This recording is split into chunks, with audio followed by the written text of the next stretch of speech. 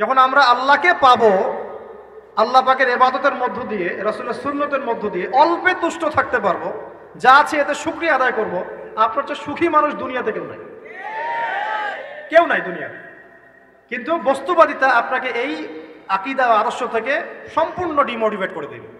আপনাকে খালি চাই চাই আরো চাই, ওই যে দু হাতে যা পাও হাত পেতে নাও, বাকির খাতা শূন্য থাক। আর আমাদের দর্শন দু হাতে যা পাও হাত পেতে নাও না, বরং দুনিয়াতে যতটুকু পাও এতটুকুতে সন্তুষ্ট থাকো, বাকির খাতা শূন্য থাক না, বাকির খাতা পূর্ণ হোক। মানে পরকালটা বাকির খাতা না, পরকালের বাকির খাতাটা পূর্ণ হোক। প্রয়োজনে দুনিয়ার সব চলে যায় যাক, প্রয়োজনে দুনিয়ার সব যদি চলেও যায় যাক, তারপরে বাকির খাতা কি হোক? পূর্ণ হোক। এটাই আল্লাহ রাব্বুল আলামিন সূরা আ'লার মধ্যে বলছেন, বাল তুসিরুনাল হায়াতাদ দুনিয়া, তোমরা এই দুনিয়ার জীবনটাকেই প্রাধান্য দিয়ে থাকো। ওয়াল আখিরাতু খায়রুন ওয়া আবকা, কিন্তু আখিরাত হচ্ছে সবচেয়ে উত্তম এবং চিরস্থায়ী। তো প্রিয় ভাই এবং বোনেরা যারা আলোচনা শুনছেন, আজকে আমাদের প্রথম সবক হওয়া উচিত দুনিয়ার নেশায় আমরা না পড়ি। আল্লাহ পাক আমাদেরকে তৌফিক দান। এর মানে এই না আমরা দুনিয়ার প্রোগ্রেসে যাব না, অবশ্যই যাব, আমরা অবশ্যই যাব। পুরো ন্যাশন জাতিগতভাবেই আমাদেরকে এই ওয়ার্ল্ডের সমকক্ষ তো হতে হবে, হবে কি না? আমরা কি ওয়ার্ল্ডের সমকক্ষ হতে পেরেছি? আপনাদের কি মনে হয় যে মিলস, ইন্ডাস্ট্রিজ, ফ্যাক্টরিজ, সেতু, ফ্লাইওভার এইগুলো করলেই মনে হয় যে ওয়ার্ল্ডের সমকক্ষ হওয়া যায়? প্রত্যেক জনগণ ভিতর থেকে সুখী কিনা, তাদের অন্ন, বস্ত্র, চিকিৎসা, শিক্ষা, বাসস্থান, এই যে মৌলিক চাহিদা, বেকারত্ব ঘোচানো, তিন বেলা খেয়ে পরে বাঁচা, জীবনের অধিকার, জীবনের অধিকার, সিকিউরিটি, এই জিনিসগুলো আমাদের নিশ্চিত হচ্ছে কিনা, এটা হচ্ছে আপনার উন্নতির মানদণ্ড। উন্নতির মানদণ্ড কি? আমরা এখন যেখানে আছি না, 1776 সালে অ্যাডাম স্মিথ তার চেয়ে আগের জায়গায় ছিল। 1776 সালে অ্যাডাম স্মিথ একটা বই লিখেছেন, তার নাম হচ্ছে যে দ্য ওয়েলথ অফ নেশন, এই কিভাবে একটা রাষ্ট্রের ওয়েলথ ফাংশন করে। ওই 1776 সালে তিনি যে চিন্তাগুলো করেছেন, এখন পর্যন্ত আমরা সেই চিন্তা বাস্তবায়ন করতে পারি নাই। 1776 সালের চিন্তা, কিন্তু ওই চিন্তা বাস্তবায়ন করেছে পশ্চিমারা। পশ্চিমা সভ্যতা যেটা আপনি দেখছেন দাঁড়িয়ে আছে, এই একটা বইয়ের উপর দাঁড়িয়ে আছে। যেমন একটা এক্সাম্পল দিই, আলোচনাটা কঠিন হয়ে যাবে, অন্যদিকে যাব। আমরা মনে করি যে অর্থনীতি আমরা নিয়ন্ত্রণ করব, ঠিক আছে, অর্থনীতির পুরো বিষয়গুলো আমরা নিয়ন্ত্রণ করে আমরা সমৃদ্ধি নিয়ে আসবো। আসলে বিষয়টা কি জানেন? অর্থনীতির নিজের একটা ফ্লো আছে, ও নিজেই নিজেকে নিয়ন্ত্রণ করে, এবং তার উপর একটা ইনভিজিবল হ্যান্ড থাকে, অদৃশ্য হাত, যেটা আমরা বলি আল্লাহ রাব্বুল আলামিন। আল্লাহ রাব্বুল আলামিন এই পুরো অর্থনীতিকে নিয়ন্ত্রণ করে। আমরা যখন সেটাকে ইন্টারফেয়ার করতে যাব, তখন ইকোনমি কলাপস করে যাবে। এই যে করছে কলাপস। আরো ব্যাপার আছে, শুধু ব্যবসা, অর্থনীতি, এক্সপোর্ট ইম্পোর্ট, এগুলোকে তিনি জাতির মানদণ্ড বলতেন না। তিনি বলতেন যতক্ষণ পর্যন্ত জাতির প্রত্যেক ব্যক্তির মধ্যে এথিক্স না আসবে, নীতি যতক্ষণ পর্যন্ত না আসবে, আপনি করাপশন থামাতে পারবেন না।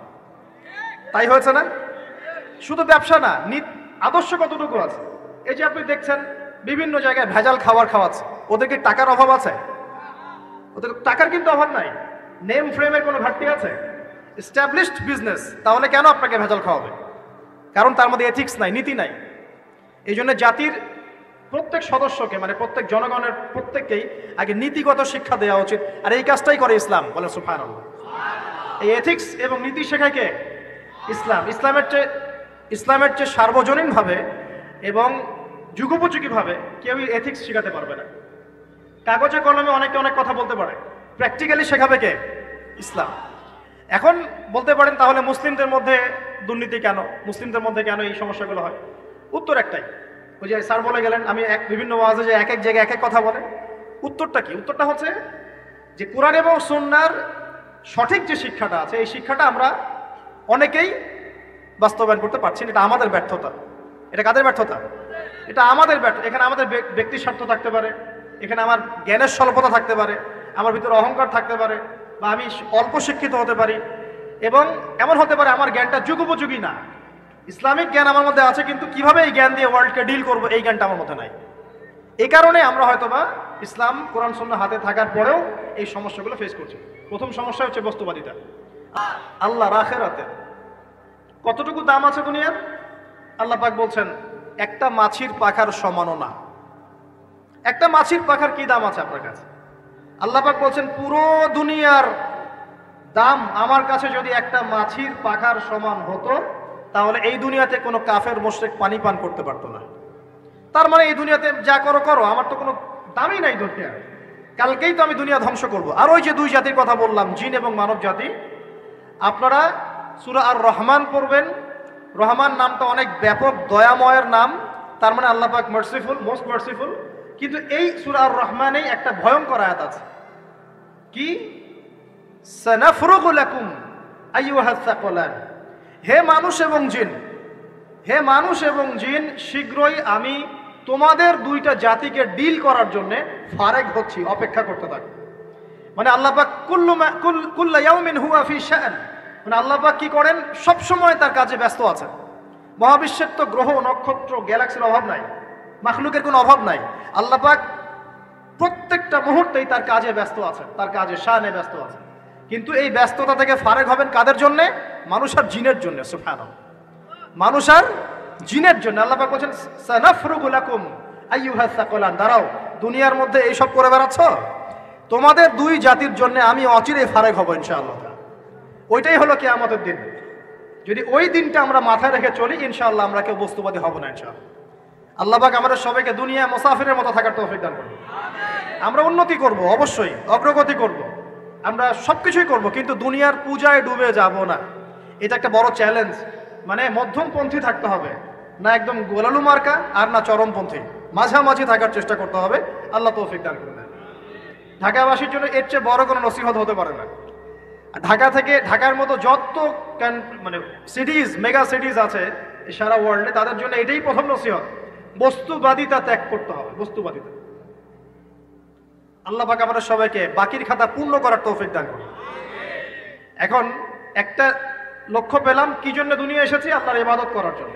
এখন অনেকে ভুল বুঝে প্রশ্ন করতে পারে, তাদের জ্ঞানের স্বল্পতা। আমি ওদেরকে দোষারোপ করব না, কারণ আমাদের শিক্ষার সমস্যা আছে। আমরা তো সবার মাঝে ইসলামিক সার্বজনীন শিক্ষা দিতে পারছি না। এই কারণে অনেকে প্রশ্ন করতে পারে, তাহলে কি সারা জীবন আল্লাহ বিল্লাহি করতে হবে? আমি কি সারা জীবন তাসবিহ তাহলিল জিকির আজকার নামাজি পড়ে বেড়াবো? তাহলে এটা হলো তার ভুল বুঝ। এই আয়াত সম্পর্কে ভুল ব্যাখ্যা। সঠিক ব্যাখ্যাটা কি? সঠিক ব্যাখ্যা হচ্ছে সূরা হাশরের 7 নম্বর আয়াত। কত নম্বর? সূরা হাশর 7 নম্বর আয়াত। আল্লাহ পাক বলেন, ওয়ামা আতাকুমুর রাসূলু ফাখুযুহু, রাসূলুল্লাহ সাল্লাল্লাহু আলাইহি ওয়াসাল্লাম তোমাদেরকে যা যা দিয়েছেন সব নিয়ে নাও। ওয়ামা নাহাকুম আনহু ফান্তাহু, রাসূল যা থেকে বিরত থাকতে বলেছেন সমস্ত বিষয় থেকে দূরে থাকো। এখন এই আয়াতটাকে সামনে রেখে কোরআন সুন্নাহকে যদি আমরা ঘাঁটি, আমরা দেখব রাসূলুল্লাহ সাল্লাল্লাহু আলাইহি ওয়াসাল্লাম পেশাব পায়খানা ইস্তেনজা করা থেকে শুরু করে রাষ্ট্র চালানো পর্যন্ত প্রতিটা কাজের হেদায়েত দিয়ে গেছেন। আলহামদুলিল্লাহ, এটা কেউ মানি বা না মানি, দিয়ে গেছেন, এটা বিশ্বাস করতে হবে। আমল করতে পারি বা না পারি, নবী দিয়ে গেছেন, বিশ্বাস করতে হবে। দলিল চাচ্ছেন, আপনি সহিহ বুখারী খোলেন, মুসলিম খোলেন, তিরমিজি, নাসাই, আবু দাউদ এগুলো খোলেন, দেখবেন আপনি ইস্তেনজা করবেন কিভাবে, বসবেন কিভাবে, ঢোকার সময় কোন পা দিয়ে ঢুকবেন, বের হওয়ার সময় কোন পা দিয়ে বের হবেন, ইস্তেনজা করার সময় কথা বলতে পারবেন কিনা, কতটুকু বলতে পারবেন, গোসল কেমন করে করবেন, ওযু কিভাবে করবেন, আপনি আগে কি পা থেকে শুরু করবেন নাকি হাত থেকে শুরু করবেন, কিভাবে নামাজ পড়বেন, আগে গিয়ে কি সেজদা করবেন নাকি ইকামত হবে, আজান হবে, আল্লাহু আকবার তাকবীর দিবেন, কিভাবে নামাজ শেষে বের হয়ে আপনি ব্যবসায় চলে যাবেন, কিভাবে আপনি ব্যবসা করবেন, কিভাবে চাকরি বাকরি করবেন, সমাজের মানুষের সাথে মেলামেশা করবেন, মানুষকে দিনের দাওয়াত দিবেন, ইভেন কিভাবে আপনাকে যদি আল্লাহ ক্ষমতা দেন আপনি কিভাবে সোসাইটি মেনটেন করবেন, সমাজ এবং রাষ্ট্র মেনটেন করবেন, প্রতিটা হেদায়েত খুঁটিনাটি কোরআন এবং সুন্নাহ দিয়েছে আমাদেরকে। এই বিশ্বাস আগে রাখতে হবে। এই বিশ্বাস না রাখলে কেউ মুসলিম হতে পারবে না। I am very sorry to say, এই বিশ্বাস না করলে কেউ মুসলিম হতে পারবে না। আগে বিশ্বাস, তারপরে কাজ করতে পারেন কিনা সেটা পরের ইস্যু। এবং আমি বলে দিচ্ছি, এই যুগে আপনি 100% পারবেন না। সিম্পল, এই যুগে আপনি 100% পারবেন না, এটা স্বাভাবিক। কারণ এই পুরো বিশ্বটা তো ইসলামাইজড না। পুরো বিশ্ব কি ইসলামাইজড? বরং পুরো বিশ্বটা কুফরের উপর আছে। কিসের উপর আছে? পুরো ওয়ার্ল্ডটাই কুফরের উপর আছে, পুরো ওয়ার্ল্ডটাই। একটা এক্সাম্পল আমি প্রমাণ করতে পারি, একটা এক্সাম্পল খালি। আল্লাহ পাক বলছে সূরা মুলক, রাতের বেলা পড়তে হয় না সূরা মুলক? রাতের বেলা সূরা মুলক পড়তে হয়, যে পড়বে তার কবরের আযাব হবে না ইনশাআল্লাহ। কবরের আযাব থেকে আল্লাহ পাক তাকে বাঁচাবেন ইনশাআল্লাহ। সূরা মুলক তেলাওয়াত করতে হবে রাতের বেলা।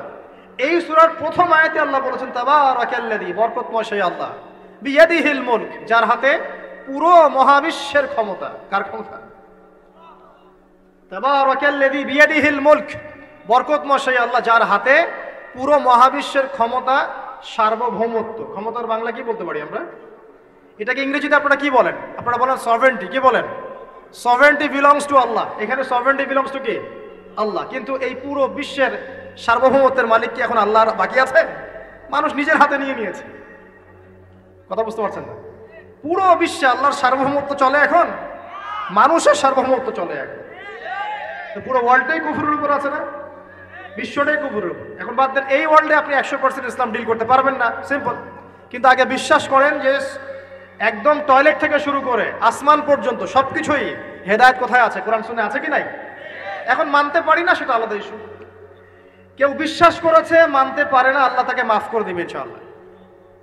বিশ্বাস করেছি, মানতে পারিনি, আল্লাহ মানে বিশ্বাস করেছি, আমল করতে পারি নাই, হে আল্লাহ আমল করতে গিয়েছি, প্রতিবন্ধকতা পেয়েছি, সমাজ এমন ছিল না, বিশ্ব এমন ছিল না, আমি পারি নাই, আল্লাহ মাফ করে দাও। ইনশাআল্লাহ আল্লাহ মাফ করে দিবেন ইনশাআল্লাহ।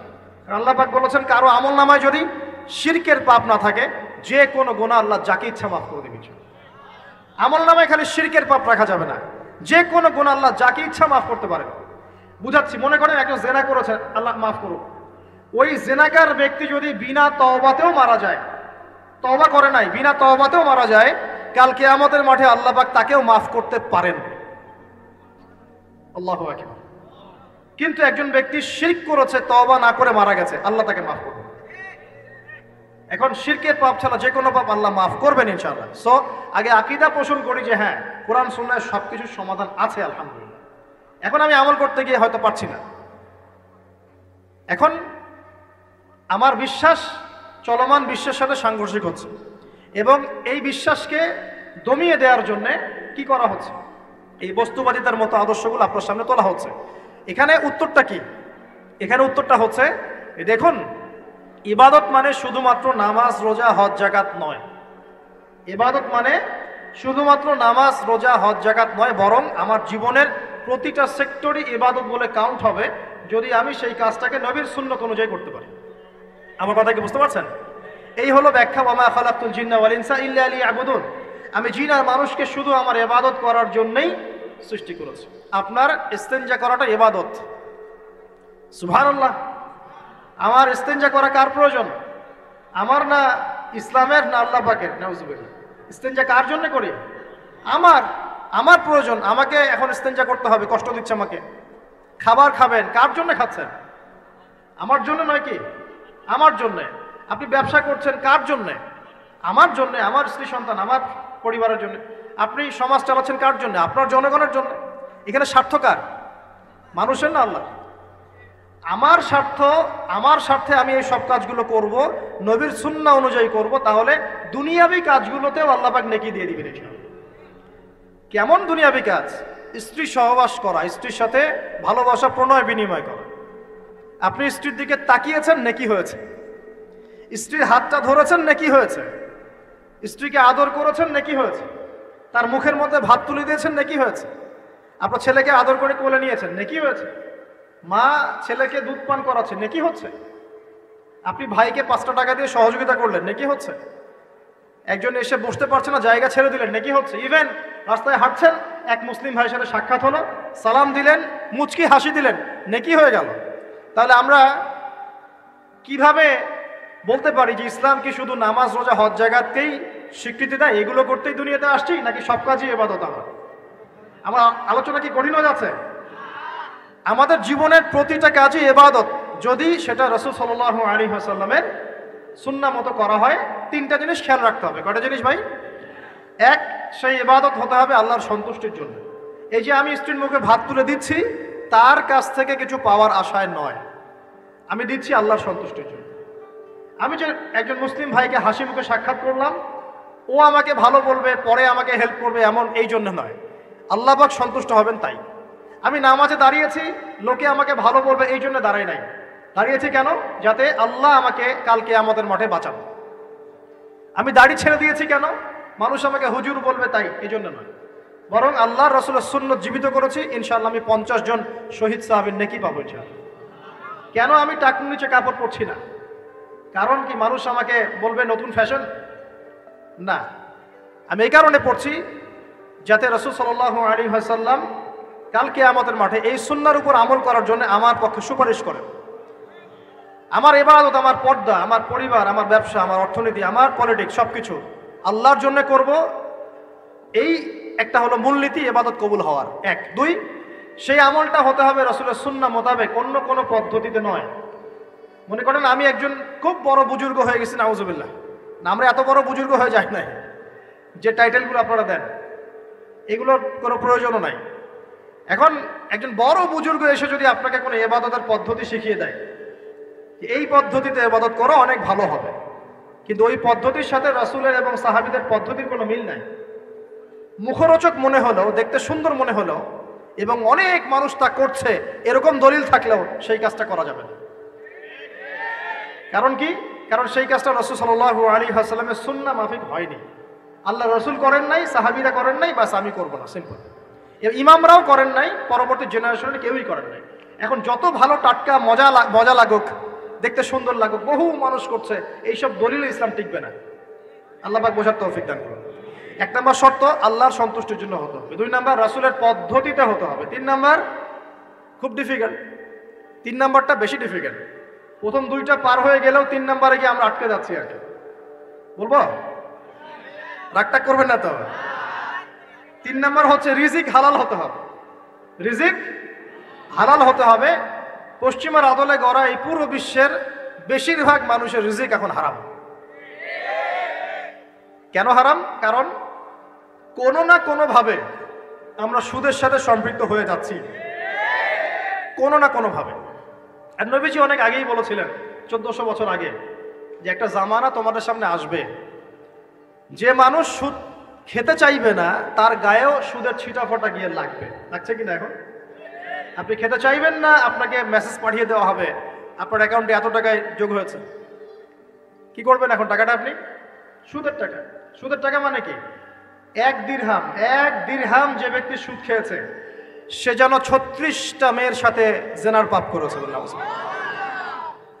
সহিহ বুখারী হাদিস, একদম অকাট্য, সহিহ, সনদ সহিহ, এমন না জয়ীফ জাল, এমন নয়। এক দিরহাম যে ব্যক্তি সুদ খেয়েছে সে যেন 36 বার জেনা করলো, নবী সাল্লাল্লাহু আলাইহি ওয়াসাল্লাম বলেছেন। আর এই হাদিস তো আপনারা জানেন যে সুদের পাপের 73টা শাখা আছে। নিচের শাখা হচ্ছে মায়ের সাথে জেনা করা, মাকে বিয়ে করা, আর উপরের শাখা হচ্ছে আল্লাহ এবং তার রাসূলের সাথে যুদ্ধ করা। এগুলো অবলীলায় করছি আমরা। আর নবীজি বলছেন 4 শ্রেণীকে আমি অভিশাপ দিয়ে গেলাম। আল্লাহর নবী অভিশাপ দিয়ে গেলেন মানে সে জাহান্নামে যাবে, কোনো অবস্থাতেই জান্নাতে যাবে না, ইল্লা মাশা আল্লাহ। 1, যে সুদ খায়। 2, যে সুদ দেয়। 3, সাক্ষী থাকে। 4, লিখে রাখে। এখন বলেন এই সিস্টেমের বাইরে কতজন মানুষ আছে? এর বাইরে আবার আছে যাকাত না দেয়া, সম্পদ হারাম হয়ে যাচ্ছে। এর উপর আবার আছে ঘুষ, যা না দিলে অনেক সময় চাকরি বাকরি হয় না। আস্তে আস্তে এগুলো আমরা ট্রেডিশন বানিয়ে নিয়েছি। এক সময় আমরা, শোনেন, এটাকে বলা হয় নিউট্রালাইজেশন, মানে স্বাভাবিকীকরণ। খুব কঠিন টার্ম বলে ফেলছি মনে কিছু কিছু।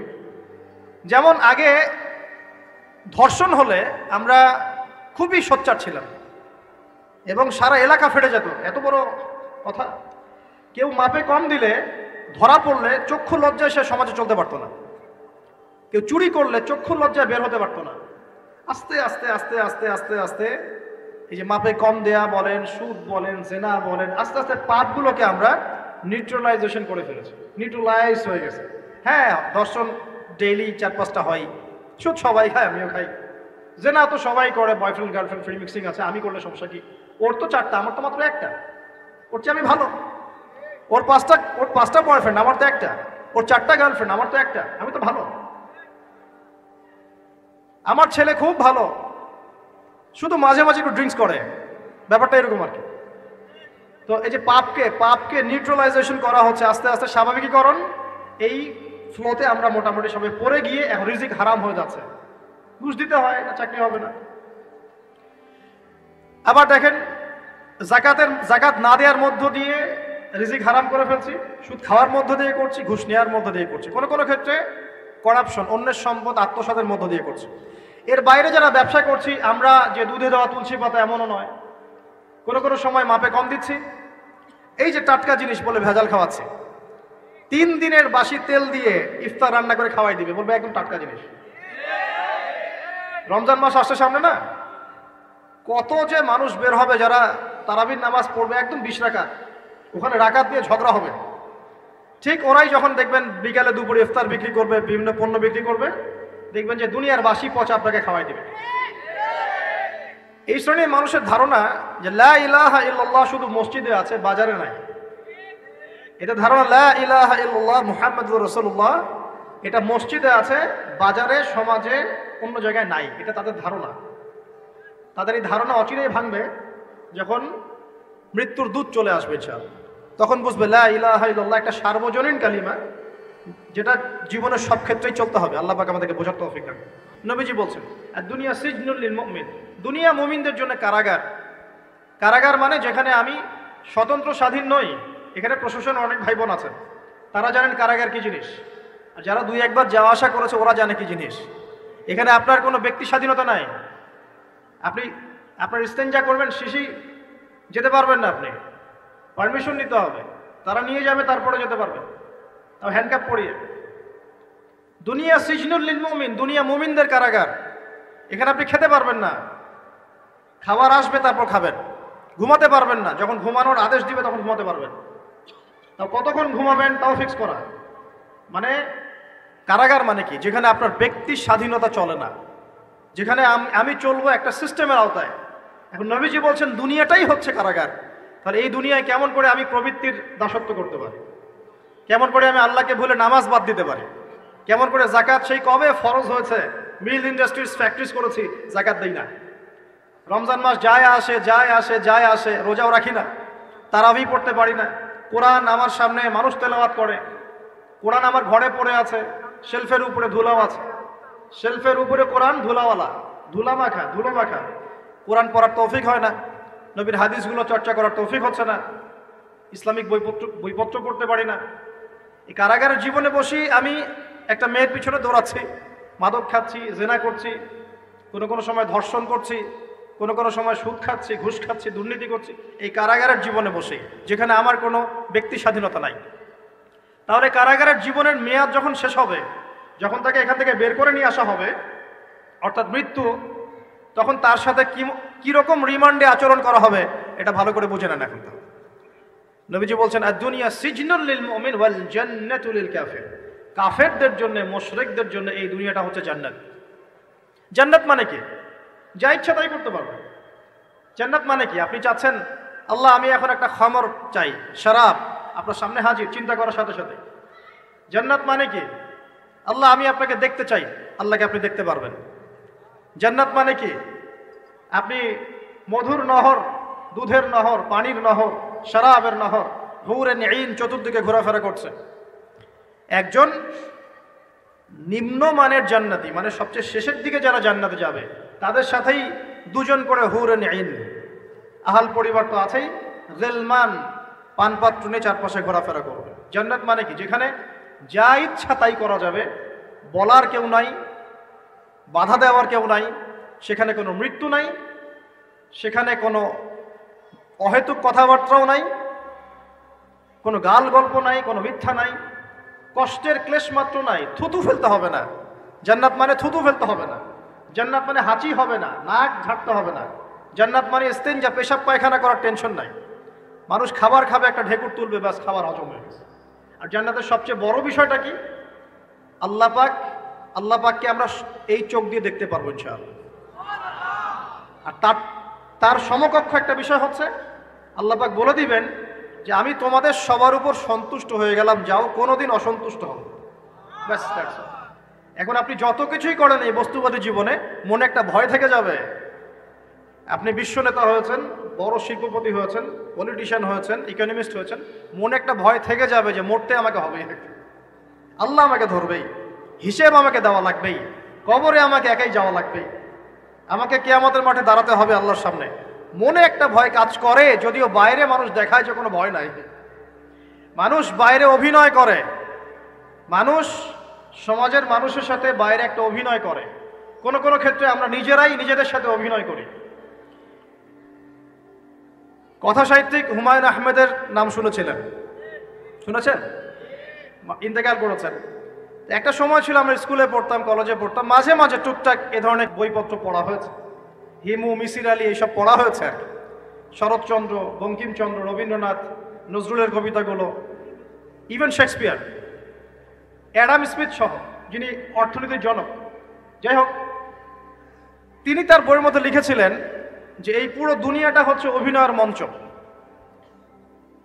কথা সাহিত্যিক তিনি বলছেন তার মতো করে এই পুরো দুনিয়াটাই অভিনয়ের মঞ্চ, আর আমরা সবাই নিজ নিজ জায়গায় অন্যের সাথে অভিনয় করছি, কোন কোন ক্ষেত্রে আমরা নিজেরা নিজেদের সাথে অভিনয় করছি। তিনি বলছিলেন আমরা সবাই অভিনেতা, আর সবচেয়ে বড় অভিনেতা হচ্ছে পলিটিশিয়ানরা, কারণ তাদেরকে অনেক বড় মঞ্চ অভিনয় করতে হয়। এটা আমার কথা না, হুমায়ুন আহমেদের কথা, পড়ে দেখেন তো।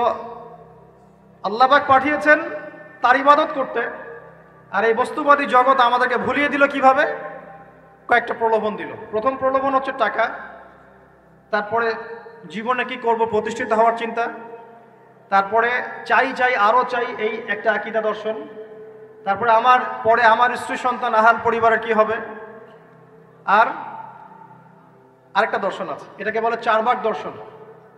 এবং দুঃখের সাথে বলতে হয় আমাদের রবীন্দ্রনাথ ঠাকুর কিন্তু এই দর্শনের মানুষ ছিলেন। চারবাক কিরকম? তার কবিতা পড়লে দেখবেন লিখে আছে, দুহাতে যা পাও হাত পেতে নাও, দুহাতে যা পাও হাত পেতে নাও, বাকির খাতা শূন্য থাক, বাকির খাতা শূন্য থাক। ঠিক চারবাক দর্শন, যেটা ফিলোসফি পড়েছেন, এখানে অনেক টিচারও আছেন আমি জানি, তারা এই কথাগুলো বুঝবেন। চারবাক দর্শন কেমন? ঋণ করে ঘি খাও, ঋণ করে ঘি খাও, যতদিন বাঁচবে সুখে বাঁচবে, এটা হলো চারবাক দর্শন। তো দুহাতে যা পাও হাত পেতে নাও, বাকির খাতা শূন্য থাক, মিল আছে না? ঋণ করে হলেও ঘি খান, যেভাবে হোক ঘি খান আপনি, মানে ঋণ করে হলেও ঘি খান, যতদিন বাঁচবেন সুখে বাঁচবেন। তাহলে এই দর্শনগুলো বস্তুবাদী না? বুঝতে পারছেন কিনা? ম্যাটেরিয়ালিজম, বস্তুবাদিতা, মানে আপনি চোখের সামনে যা দেখছেন এই দুনিয়া, যেভাবে হোক অর্জন করে নেন, বাকির খাতা শূন্য থাক। ইসলামিক কনসেপ্ট এ টোটাল ডিফারেন্ট কনসেপ্ট। ইসলামের ঈমান, আকীদা, ইসলাম, পরকাল, মুহাম্মদ সাল্লাল্লাহু আলাইহি ওয়াসাল্লামের আদর্শ সম্পূর্ণ ডিফারেন্ট। আমরা বলি কি এই দুনিয়াতে আমরা মুসাফির, দুনিয়াতে আমরা কি মুসাফির, কে কতদিন থাকবো কোনো ঠিক নাই। নবীজি বলছেন, হে আব্দুল্লাহ বিন ওমর, তুমি দুনিয়াতে মুসাফিরের মতো থাকো, সকালবেলা উঠলে সন্ধ্যার অপেক্ষা করো না, সন্ধ্যাবেলা হলে সকালের অপেক্ষা করো।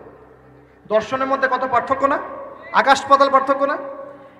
এখন যদি এই বস্তুবাদী দর্শন দিয়ে আপনি চলাফেরা করেন, তাহলে তো আপনার লাইফের অ্যাম্বিশন হবে একটা ফ্ল্যাট, আর ওটা এনি হাও আপনাকে অ্যাচিভ করতে হবে, legal way or illegal way, আপনাকে অ্যাচিভ করতেই হবে, অ্যাচিভ করতেই হবে, যেহেতু আপনার মোটিভটা হচ্ছে ম্যাটেরিয়ালিজম, বস্তুবাদিতা। আর নবী সাল্লাল্লাহু আলাইহি ওয়াসাল্লাম কি বলছেন? সকালে ঘুম থেকে উঠলে সন্ধ্যার অপেক্ষা করো না, সন্ধ্যাবেলায় থাকলে সকালের অপেক্ষা করো না। তুমি দুনিয়াতে মুসাফিরের মতো থাকো, তোমার যতটুকুতে দুনিয়া চলে যায় এতটুকুতে সন্তুষ্ট থাকো। নবীজি আরো বলছেন, তুমি কখনো উপরের দিকে চোখ দিয়ে হেঁটো না, রাস্তায় যখন হাঁটবে উপরের দিকে দেখো না, লা তানজুরু ইলা মান হুয়া আসফালা মিনকুম। আবার বলছি, নবীজি বলছেন তোমরা হাঁটবে যখন রাস্তায় চলাফেরা করবে, তোমাদের উপরের দিকে দেখবে না যে তোমাদের উপরে কারা আছে, অলওয়েজ দেখবা তোমাদের নিচে কারা আছে, তোমাদের চেয়ে খারাপ কারা আছে। এক ভাইকে আপনি দেখবেন আপনি সুস্থ, তার হাত নাই, আরেক ভাইকে দেখবেন আপনি সুস্থ, তার চোখ নাই। এক ভাইয়ের পা প্যারালাইজড হয়ে গেছে, এক ভাইয়ের বডি প্যারালাইজড, একজন হার্টের রোগী, একজন ডায়াবেটিসের রোগী, আপনি সুস্থ আছেন, অথচ ওই ব্যক্তির অনেক টাকা পয়সা আছে, আপনার নাই। এখানে কে ধনী বলেন দেখি, আপনি না সে? আপনার সুস্থতা আছে। আরেক ভাইয়ের অনেক বড় বড় ফ্ল্যাটস, কিন্তু আপনার এতটুকু নাই, ছোট্ট একটা বাসা। আপনার কষ্ট লাগে, আমারও যদি এমন হতো। ওই বাসায় গিয়ে দেখলেন যে ইন্টারনালি সে ব্যক্তি সুখে নাই, তার পরিবারে অশান্তি, তার পরিবারে হৃদ্যতা, ভালোবাসার বন্ধন নাই, আপনার পরিবারে আছে। একটা রিক্সাওয়ালা সারাদিন রিক্সা চালিয়ে 500-1000 টাকা আর্ন করে বাসায় চলে গেল, গিয়ে বাসা আলু ভর্তা, ডিম ভাজা, ডাল দিয়ে ভাত খাচ্ছে, সুখে আছে দিব্যি, বউয়ের সাথে গল্প করছে, চাঁদ দেখছে। আর সেই তো কবে আপনি ওয়াইফ কিনে চাঁদ দেখেছেন ঠিক নাই। আপনি টাকা অর্জন করার নেশায় বছরের পর বছর স্ত্রী থেকে দূরে আছে, দেখারই সৌভাগ্য হয় না।